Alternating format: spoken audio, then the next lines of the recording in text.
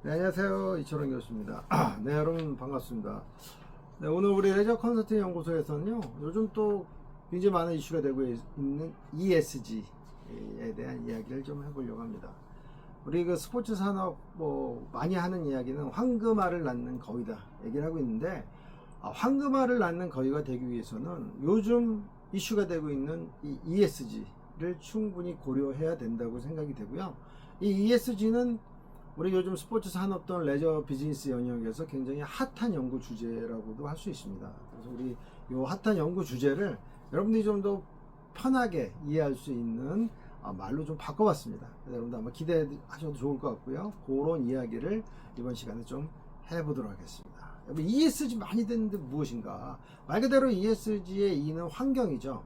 S는 소사이텔, 즉 그 사회, 그 다음에 G는 가버넌스, 기구나 우리 어떤 단체를 이야기하는데, 이게 결국은 그러죠. 우리 바람직한 사회로 나가는 데 있어서 중요한 키워드 세 가지다 라고 말씀드릴 수가 있습니다. 그럼 먼저 우리 그 ESG에서 E부터 좀 얘기를 해볼까요? E는 말 그대로 그 환경, environmental에 대한 것이죠. 그래서 우리 스포츠 산업과 레저에 있어서는 지속 가능한 것을 우리가 이야기를 합니다. 그래서 사실 우리 그 스포츠 이벤트는 재밌게도 탄소 배출량이 상당히 많은 영역 중에 하나입니다. 왜냐하면 사람들이 모이고 거기서 여러 가지 이벤트가 일어나기 때문에 탄소 배출이 많아질 수밖에 없어요. 또 식음료를 우리가 섭취하게 되고 또 자동차를 타고 오게 되고, 이런 여러 가지를 본다면 우리 스포츠 비즈니스는 탄소를 삭감하는 활동은 아니다. 그런데 중요한 것은 이 탄소 배출량을 줄이고 우리가 자원 낭비를 하지 않는 방향이 뭔지를 좀 생각해 봐야 된다는 것이죠. 그래서 우리 스스로가 여러 가지 에너지 사용에 대한 아이디어를 좀 바꿔야 될 것 같고요. 쓰레기나 폐기물을 어떻게 감소할 수 있을까? 이게 바로 ESG에서 E의 핵심적 내용이라고 할 수 있습니다.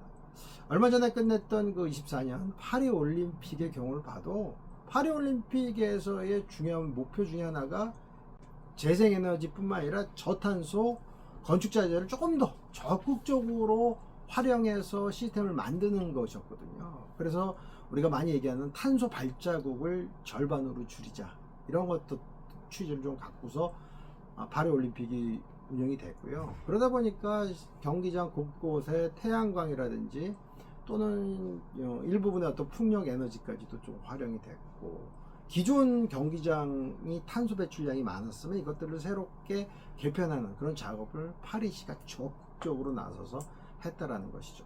예를 들자면은 요즘 탄소 배출에 대해서 적극적으로 삭감하려고 노력하는 게 바로 메가 스포츠 이벤트 중에서는 F1을 들 수가 있습니다. 그래서 지속 가능한 모터 서비스에 대한 노력을 많이 하고 있고요. F1 같은 경우도 2030년까지 탄소 중립을 달성하려고 노력합니다. 여러분, 2030년이면은 6년밖에 안 남았죠. 탄소 중립을 달성한다는 게 상당히 어려운데, 이러한 원대한 꿈을 F1, 지금 F1 포뮬라 1이 지금 잡고 있고요. 그래서 여러 가지 어떤 프로젝트들이 지금 가동되고 있습니다. 두 번째는 여러분들 좋아하시는 NFL, 미축구, 프로 미식축구 리그에서도 이 지속 가능한 경기 운영에 대한 아이디어를 계속적으로 내고 있습니다. 뭐 예를 들어서 슈퍼볼에서의 재활용 쓰레기라든지 또는 여러 가지 어떤 탄소 배출을 줄일 수 있는 방안들이 논의가 됐고요. 남은 음식물들을 처리를 조금 더 친환경적으로 할 수 있는 방법을 계속적으로 도입을 했습니다. 그리고 실제적으로 NFL의 많은 구단들은요, 태양광 패널을 설치해 가지고 거기서 나오는 여러 가지 에너지를 사용했고요. 예를 들어서 또 LED 조명 시스템을 도입을 해 가지고 기존의 전기, 쉽게 설명하면 화석 에너지를 통한 그런 어떤 전기 발생을 좀 줄였다라는 것이죠. 또 여러분 좋아하시는 NBA 같은 경우도 여러 가지 그 노력들을 많이 하고 있는데, 사실 NBA 같은 경우도 어떻게 본다면은 이러한 그 환경 보호에 대해서 많은 그 노력들을 해 나가고 탄소 배출을 위해서 누구보다도 신경 쓰는 그러한 조직이라고 얘기를 해볼 수가 있습니다. 네, 그 다음에 이제 두 번째 우리 S죠. 사회적 책임, 소위 말하는 소셜에 대한 이야기를 해볼 수 있는데, 이 지금 사회에서 중요한 건 우리 더불어 살기 아닙니까? 그래서 이제 우리는 스포츠는 정말 각본 없는 드라마라는 얘기를 많이 하는데, 스포츠에서의 핵심은 저는 그래서 포용성과 평등을 구현하는 것이다. 이 효용성과 평등을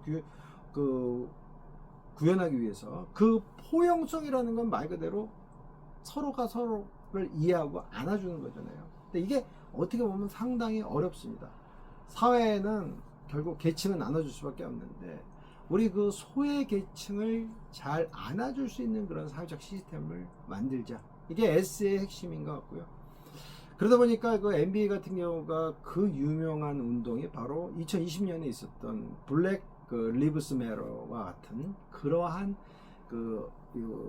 스포츠를 통한 그 사회적 메시지를 전달하는 거. 이거야말로 S를 이야기하는 또 대표적인 이야기라고 볼 수가 있는 거죠. 또한 뭐 FIFA 같은 경우도 여성 그 축구 발전을 위해서 여러 가지 다양한 프로그램을 또 운영하고 있습니다. 뭐 남성 축구뿐만 아니라 여성들도 함께 동등한 그 축구 경기를 즐기고 직접 축구를 할 수 있는 그러한 운동들을 해나가는 것, 이거 진짜 멋있는 것 같습니다. 그래서 결국은 우리는 그 동등한 평등의 어떤 사회를 어떻게 구현할 것인가, 무엇을 통해서? 스포츠를 통해서. 이게 또 중요한 게 바로 S의 핵심 내용이라고 볼 수 있습니다. 그럼 마지막으로 G가 있는데, G는 결국 지배구조를 말하는 거죠. 지배구조를 어떻게 구성할 수 있을까? 지배구조의 핵심은 두 가지입니다. 하나는 투명성이라는 것, 두 번째는 책임감이라는 것이죠. 그래서 스포츠 조직들이 투명성과 책임을 갖는, 어떻게 신뢰를 바탕할 수 있는 조직을 만들어갈 수 있을까? 이게 중요한 것인데, 지금 스포츠 산업에서도 이러한 논의들이 상당히 많이 나옵니다. 그래서 조직 내에 부패를 방지하자. 또한 여러 가지 윤리를 기반으로 한 경영을 하자는 것이 핵심됩니다. 뭐 윤리를 기반으로 한 경영은 무엇일까요? 투명한 회계, 그리고 어떠한 그런 블랙머니 같은 경우를 좀 없애는 것을 이야기하는 것이죠. 뭐 IOC도 잘 알다시피 실질적으로 여러 가지 그 문제들을 해결하고 IOC와 연관된 그러한 그 입찰 절차를 좀 더 구체화시키려고 또 노력하고 있고요. 이런 것들이 국제 스포츠 기구들이 투명한 지배구조를 만들겠다는 노력이라고 이야기해 볼 수가 있고, 그것뿐만 아니라 뭐 유럽 축구 연맹인 EUFA 같은 경우도 유럽 내 축구 클럽들이 상당히 부자들이잖아요. 이 축구 구단들이 투명하게 운영될 수 있도록 전폭적인 지원, 그리고 그런 어떤 강령을 채택하려고 노력을 많이 하고 있다라는 것이죠. 그래서 ESG 다시 정리를 하자면, 이 스포츠 산업에서 지금 뜨거운 감자가 ESG다. 결국은 환경을 우리가 보호하고 사회적인 책임감 있게 나아가서 공정한 지배구조를 어떻게 구축할 수 있을까가 스포츠 산업의 중요한 이슈고, 세계적인 단체인 뭐 IOC나 또는 뭐 여러분 아시다시피 FIFA나 이런 조직들은 이 ESG를 공식적으로 천명하고 있다. 뭐 우리나라도 예외는 아닙니다. 우리나라의 여러 프로 구단들, 프로축구라든지 프로농구 구단들이 마찬가지로 ESG 경영을 핵심적으로 도입하려고 지금 노력을 많이 하고 있어요. 그래서 앞으로 우리가 스포츠가 발전하기 위해서 이제는 좀 더 더불어 살기, 환경과 더불어 살기, 타인과 더불어 살기, 그리고 평등한 공정성이 확보될 수 있는 시스템을 구축해야 된다고 생각이 듭니다. 스포츠 산업은 뭐 여러분들 알다시피 전 세계적으로 막강한 영향력을 발휘하는 매체입니다. 스포츠만큼 강한 매체가 있을까요? 저는 요즘 스포츠와 이 K-팝, 이러한 두 가지의 그런 엔터테인먼트로 대별될 수 있는 K-팝 같은 그런 엔터테인먼트와 우리 스포츠, 이 두 가지의 힘은 무형의 힘이라고 할 수 있는 소프트 파워라고 생각하는데요. 이런 소프트 파워로 인해서 우리는 얼마나 많은 자부심을 갖고 삽니까? 우리는 손흥민 선수를 보유하고 있어서 얼마나 자부심이 있어요. 우린 뉴진스와 같은 그런 그룹, BTS와 같은 그런 엔터테인먼트 그룹을 통해서 얼마나 자부심을 갖고 있습니다. 제가 미국 출장을 한번 다녀왔는데요. 그 미국 출장에서도 뭐 한식당이 아니라 쇼핑몰에서 뉴진스 음악을 들으면서 깜짝 놀랐습니다. 이거 우리나라인가? 미국 사람들이 대부분 있는 그런 쇼핑몰에서 한국 K-팝 가수의 노래를 들을 수 있는 시대를 살고 있습니다.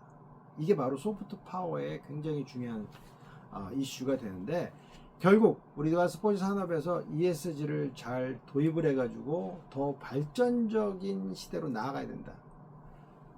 하나 더 들어와서 우리 한국의 스포츠 산업도 ESG를 철저하게 잘 구축하고 운영해서 좀 더 멋있는 생태계를 만들어야 하는 것이 중요하다는 것입니다. 그래서 이것은 프로그램만이 아니라 다양한 스포츠 공간, 예를 들면 피트니스 센터라든지 태권도 도장이라든지 수많은 곳에서도 ESG 경영을 통해서 투명하고 평등하고 더불어 잘 운동하고 행복감을 느낄 수 있는 시스템이 구축될 때 우리가 생각하는 그런 행복한 스포츠 시대가 열리지 않을까라는 생각을 해보게 됩니다. 네, 그래서 오늘 여러분들께 이제 스포츠에서의 ESG가 왜 중요한지를 좀 말씀을 드렸고요. 그 이유는 이제는 우리는 ESG를 생각하지 않으면 안 되는 시대가 됐기 때문에 그렇습니다.